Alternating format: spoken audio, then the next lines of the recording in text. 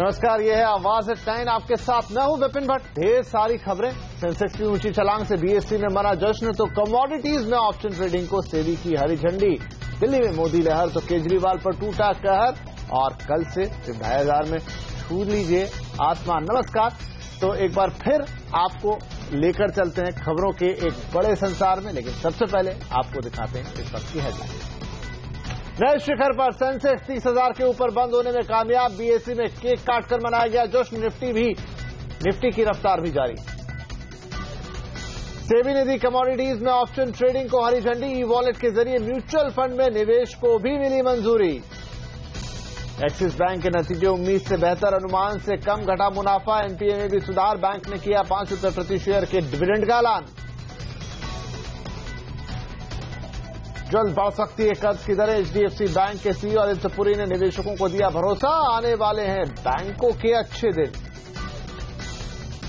कल से 2,500 रुपये में मिलेगी हवाई सफर की सुविधा। रीजनल कनेक्टिविटी स्कीम के तहत कल पहली उड़ान, प्रधानमंत्री करेंगे शुरुआत। जीएसटी युग में ट्रांसपोर्ट सेक्टर की बदलेगी तस्वीर। फर्राटा भरेंगे ऑल इंडिया परमिट वाले, लेकिन बढ़ेगी स्टेट परमिट वालों की मुसीबत। जीएसटी कुछ जानिए आवाज पर लगातार। और दिल्ली में आप पर भारी पड़ा मोदी मैजिक। एमसीडी में बीजेपी ने लगाई हैट्रिक। हार के लिए केजरीवाल ने ईवीएम पर फोड़ा ठीकरा। इसके अलावा दूध के बाजार में देसी गायों का धमाल। 3 गुना महंगा बिकता है दूध, फिर भी 1 साल में 5 गुना तक बढ़ा बाजार। अमूल समेत बड़े खिलाड़ियों ने अपनाया फॉर्मूला।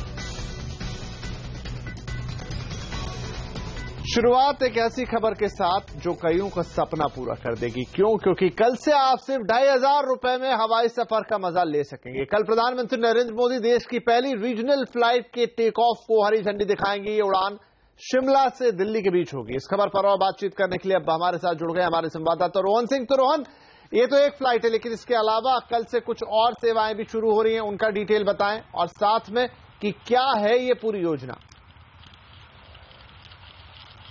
विपिन, कल काफी बड़ा दिन होने जा रहा है भारतीय एविएशन के लिए, उन लोगों के लिए जो हमेशा काफी समय से उड़ान भरने का सपना देख रहे थे, क्योंकि कल उड़ान स्कीम की पहली उड़ान भरी जाने वाली है। प्रधानमंत्री नरेंद्र मोदी कल शिमला में बोर्डिंग पास देंगे इस स्कीम के पहले जो पैसेंजर्स होंगे उनको।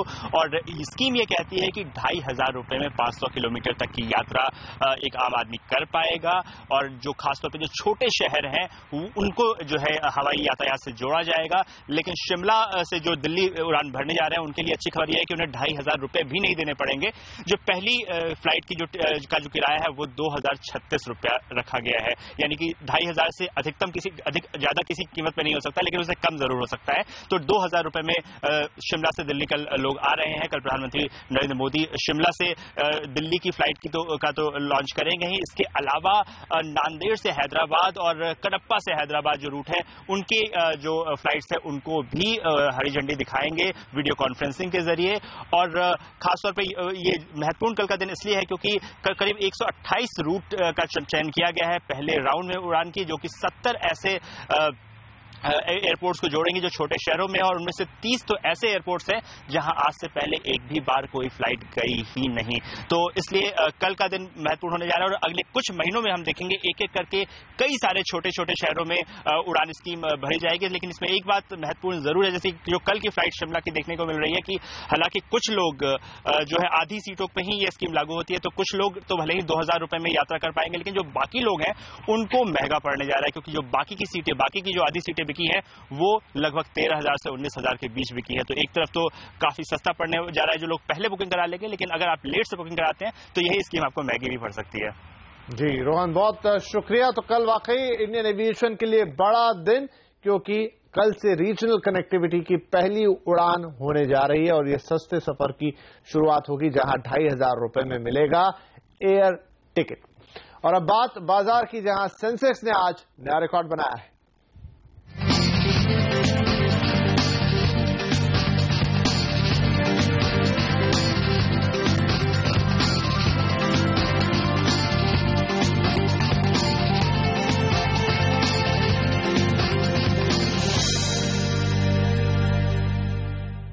बाजार में आज फिर तेजी के रिकॉर्ड बने। 2 साल के बाद सेंसेक्स फिर 30,000 के पार जाने में कामयाब रहा। बीएसई में सेंसेक्स में इस तेजी का जश्न केक काटकर मनाया गया। इधर निफ्टी, बैंक निफ्टी भी लाइफ टाइम हाई पर बंद हुए।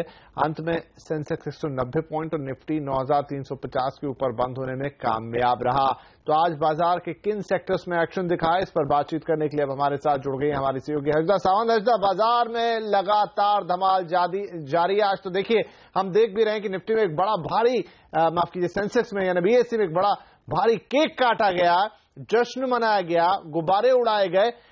लेकिन ये तो रही कि बात जश्न की, आज शेयर्स ने किस तरह से जश्न मनाया है सेंसेक्स के।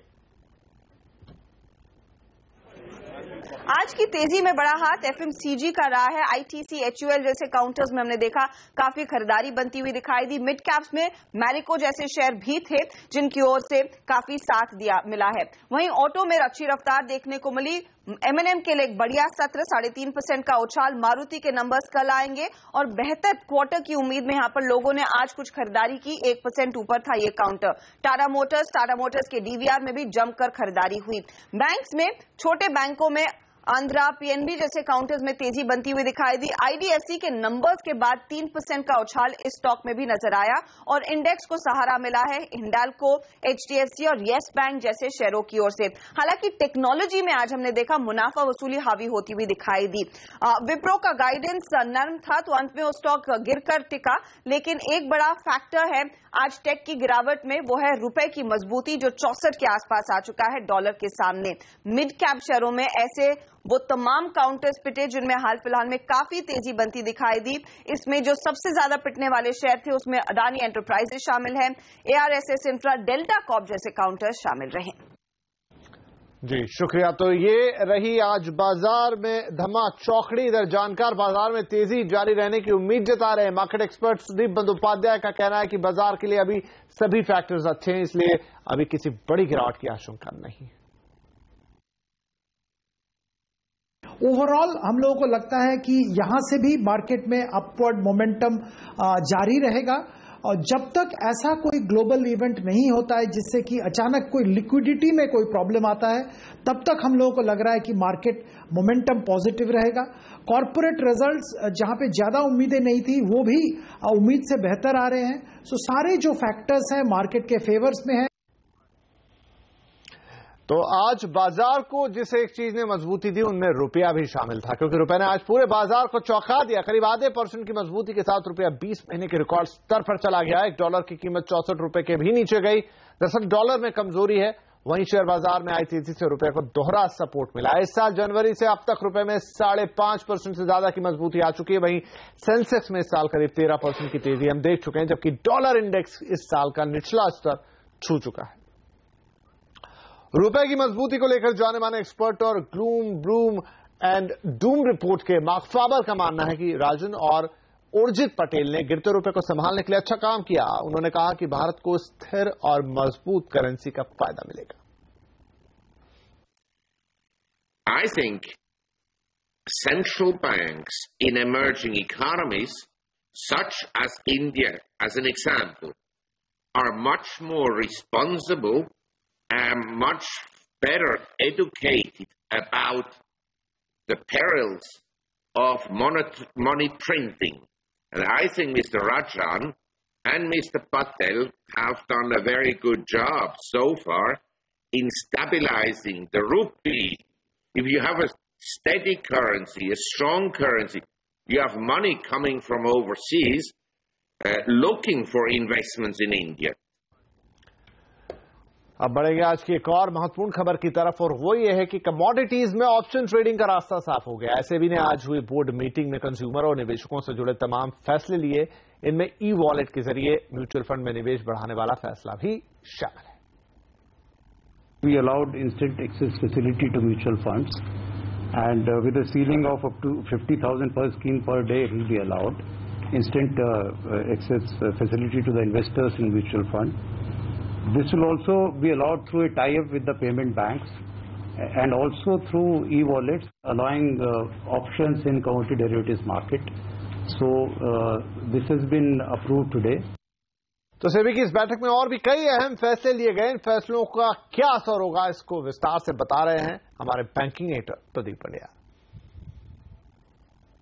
सेबी की बैठक में जो सबसे महत्वपूर्ण निर्णय लिया गया वो तो कमोडिटी मार्केट से जुड़ा हुआ है, जहां अब ब्रोकर्स को कमोडिटी मार्केट और इक्विटी मार्केट के लिए अलग अलग रजिस्ट्रेशन की जरूरत नहीं होगी। यानी प्रैक्टिकल तौर पे देखें तो आज ब्रोकर्स को दो अलग अलग कंपनीज चलानी पड़ती हैं।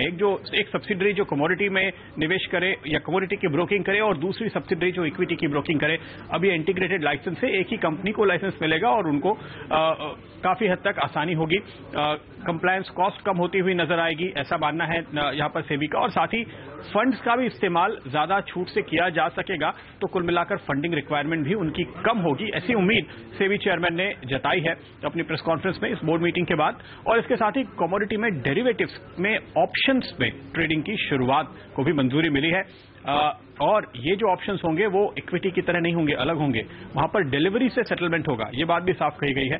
लेकिन जाहिर है कि कमोडिटी मार्केट में डिलीवरी का जो मार्केट है, जो स्पॉट मार्केट है, वो तो है नहीं, केवल फ्यूचर्स का मार्केट है। तो जो सेटलमेंट होगा वो फ्यूचर्स के जरिए होगा। यानी एक तरीके से आप ये कह सकते हैं कि ये जो ऑप्शन होगा वो फ्यूचर्स के ऊपर ऑप्शन होगा, ऑप्शन ऑन फ्यूचर्स जैसा कुछ प्रोडक्ट दिखाई देता है।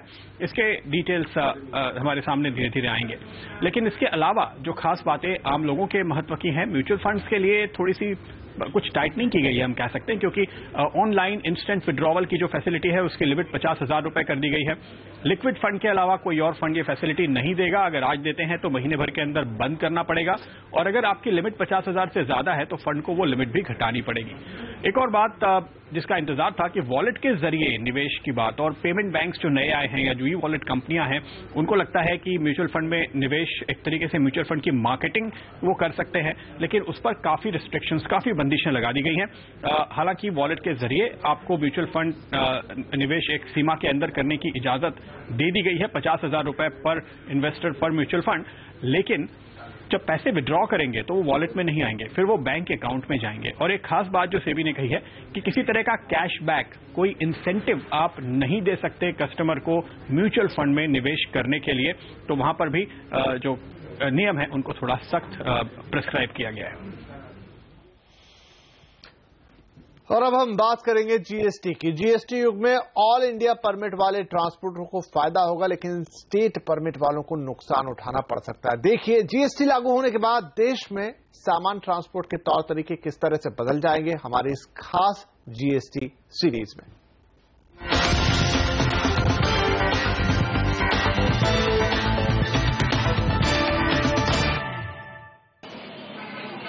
अगर आप ट्रांसपोर्ट का कारोबार करते हैं या फिर अपना सामान किसी ट्रांसपोर्टर के जरिए एक राज्य से दूसरे राज्य में ले जा रहे हैं, तो हम जो दिखाने जा रहे हैं उसे ध्यान से देखिए, वरना मुसीबत में पड़ जाएंगे। दरअसल जीएसटी लागू होने के बाद माल की ढुलाई के लिए एक यूनिक आईडी जरूरी होगी। बगैर यूनिक आईडी के अगर माल ढुलाई करेंगे तो उसे जब्त कर लिया जाएगा।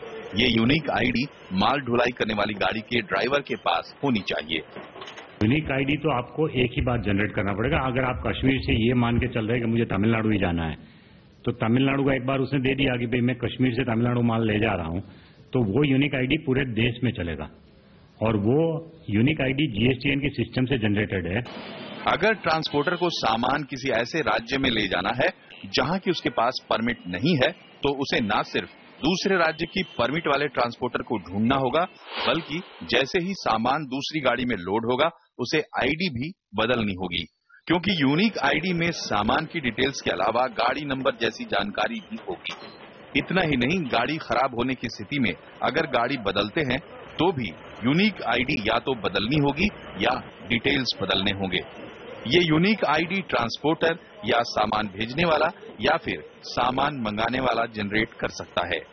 जानकारों की माने तो नई व्यवस्था के तहत वैसे ट्रांसपोर्टर फायदे में रहेंगे जिनके पास ऑल इंडिया परमिट है, लेकिन जिनके पास चुनिंदा स्टेट की परमिट है उन्हें थोड़ा सा नुकसान उठाना पड़ेगा। लेकिन अगर वो ऑल इंडिया परमिट लेने जाएंगे तो उन्हें भारी भरकम रकम फीस के तौर पर ट्रांसपोर्ट डिपार्टमेंट को चुकानी होगी।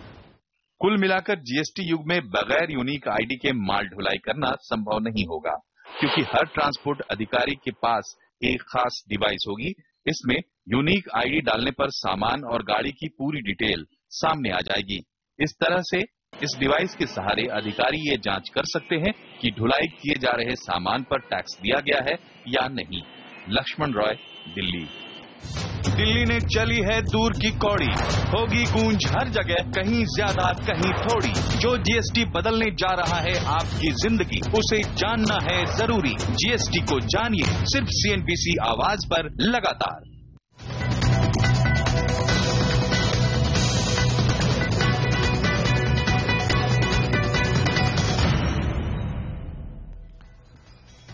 आईसीआईसीआई बैंक के एमडी आदित्य पुरी ने नेटवर्क 18 से खास बातचीत में आने वाले दिनों में ब्याज दरों में बढ़ोतरी के संकेत दिए। उनका यह भी कहना है कि लोन ग्रोथ के मामले में बैंकों के अच्छे दिन अब आने वाले हैं।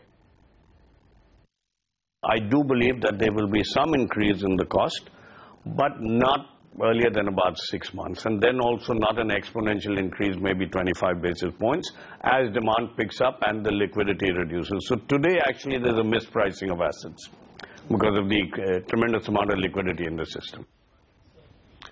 एक्सिस बैंक ने चौथी तिमाही में उम्मीद से बेहतर नतीजे पेश किए हैं। बैंक का मुनाफा उम्मीद से कम घटा है, वहीं एसेट क्वालिटी में भी सुधार देखा गया है। बैंक की एनआई यानी ब्याज से होने वाली आय 4,553 करोड़ से बढ़कर 4,729 करोड़ रुपए रही है, जबकि ग्रॉस एनपीए 5.22% से घटकर 5.04% रह गया है। बैंक का नेट इंटरेस्ट मार्जिन 3.43% से बढ़कर 3.83% पर पहुंचा है। और फ्लिपकार्ट पर शॉपिंग करने वालों के लिए आई है एक अच्छी खबर। क्या है खबर, देखिए इस ब्रेक के बाद।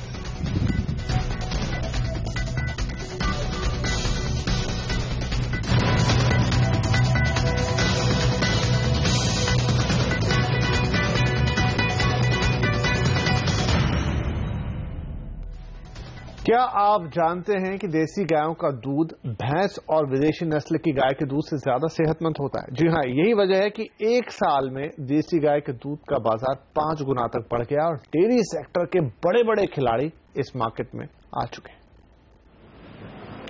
विदेशी और शंकर नस्लों की गाय या भैंस का दूध बाजार में A1 दूध के नाम से जाना जाता है, जबकि देशी गाय का दूध A2 दूध कहलाता है। देश भर में रोजाना गाय और भैंस के 40 करोड़ लीटर दूध का उत्पादन होता है, लेकिन अब बाजार की नजरें देसी गाय के दूध पर टिक गई हैं।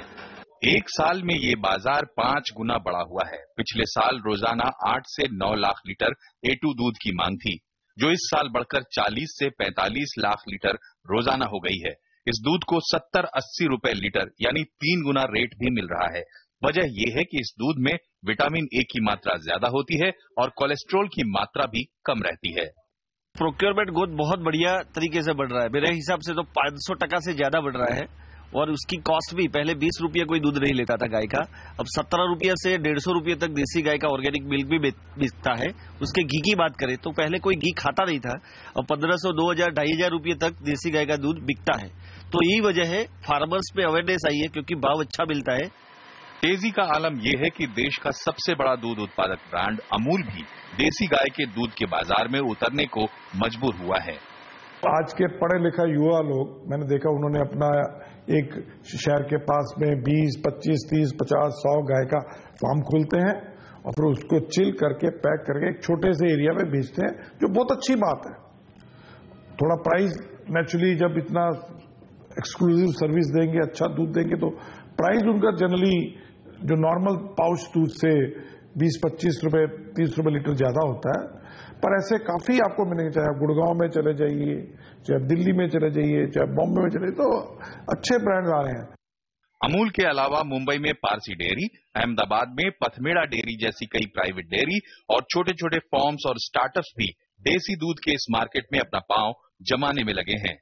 देसी गाय का दूध स्वास्थ्यवर्धक होने के साथ साथ काफी मुनाफा देने वाला भी साबित हो रहा है। इसे देखते हुए अमूल जैसा बड़ा प्लेयर तो इस मार्केट में उतर ही चुका है। अब देश के कई दूसरे बड़े प्लेयर्स भी इस मार्केट में उतरने की सोच रहे हैं। इतना ही नहीं, अमूल आगे चल के इस देसी गाय के दूध के बाय प्रोडक्ट्स भी मार्केट में उतारने की सोच रही है। मनीष देसाई, आनंद। फ्लिपकार्ट ने अपनी नो रिफंड पॉलिसी को वापस ले लिया है। ग्राहक अब किताबें, home decor and lifestyle, fashion product, fitness equipment, music instrument समेत कई दूसरे प्रोडक्ट्स के लिए रिफंड हासिल कर सकते हैं। इससे पहले नई रिफंड पॉलिसी के मुताबिक ग्राहक इन प्रोडक्ट को सिर्फ रिप्लेस करा सकते थे। हालांकि Flipkart mobile phone, furniture, air conditioner, washing machine, television समेत कई दूसरी पॉपुलर कैटेगरीज के लिए अभी भी कोई रिफंड नहीं दे रही है। बताया जा रहा है कि टफ कंपटीशन की वजह से कंपनी ने यह फैसला लिया है। तो आवाज टाइम में आज के लिए इतना ही, लेकिन लगातार अपडेट के लिए जुड़े रहिए CNBC आवाज के साथ ट्विटर, फेसबुक और YouTube के जरिए। नमस्कार।